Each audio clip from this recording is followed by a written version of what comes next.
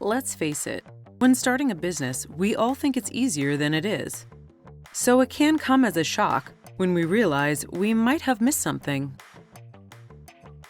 Opening a business is exciting, but it's easy to overlook something crucial. What are some of the worst mistakes when it comes to starting a business? We asked the experts. 1. When I started TBD Coffee Co., I wish I would have known how important it is to really put my personality first. I was so focused on the industry and the brand and my competitors and just sort of entering the arena that I forgot for a little bit to carve out the space for myself and create that narrative and that brand persona that reflects on who I am, who my boyfriend is, who Marley is, just what brand we were trying to create together. So now I think we've certainly done a better job of that. But at first we were lacking that thing for customers to latch onto. So people were coming to our website and I don't think that it resonated with them why they should spend their dollars with us or why we should be set apart from our competitors. 2. Honestly, being risk adverse, okay? I started in this business, I was in my late 40s, so I was later in life, and there becomes a fear of entrepreneurs that are older, and I'm speaking from the heart here. When you're younger, you don't have anything to lose. Your guns are blazing, you can work, 60, 70 hours a week, you can go for it. There's no fear.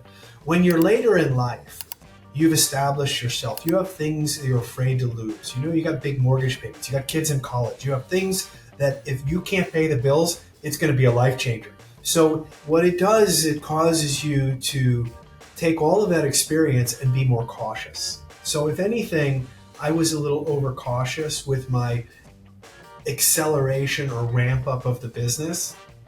And that was probably the only thing. 3. Yeah, here I am. I had just built and sold a $10 million landscape construction company. And so here I got my chest puffed up. I think I know everything there is to know about building and selling a business. And then I started GreenPal. And within about 2 months, I realized I didn't know anything. I didn't know the first thing about how to do what it was I was trying to do. It was a totally different world. There were some things that did carry over. Basic leadership, basic management, basic accounting, understanding a value proposition was the same type of concept.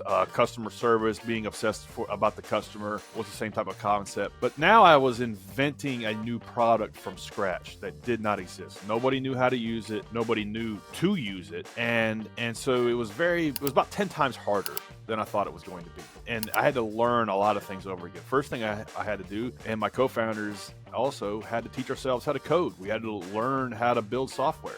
We had to become builders. We couldn't just delegate the software. We tried to, but the reality is if you're trying to delegate something that you've never done before, that you don't have some sort of like 80-20 mastery of, it's impossible to successfully pull that off because you don't have any context for what has to happen. It's kind of like running a restaurant and you want to create a 5-star restaurant, but you've never cooked anything in your life other than with a microwave. You've never made any recipes. You don't have any passion for that. That's kind of like what building a software business is and not knowing how to code. 4. I would say most owners, when they get started and trying to run and grow and scale an organization, they fall victim to their calendar, actually. And it's what happens is that they get in their head that they are the ones that can do everything the best. That's actually the biggest reason. Owner dependency is why business owners fail at alarming rates. They cannot figure out how to pass the torch. That's why you see some of the best entrepreneurs have been music or theater majors, or you see them, they were, some kind of arts, or they were in a situation where, they were class president. They were used to handing, they were used to teaching. That skill is the most underrated skill that owners do not understand they must learn if they want to start, grow, and scale an organization. The Best of Business show is brought to you by the BASA Awards. The BASA Awards exist to recognize, reward, and promote exceptional small businesses. We run 4 award programs: Best of America, Best of Australia, Best of Canada, Best of UK. Remember, It's strictly for small businesses only. Nominate your business today.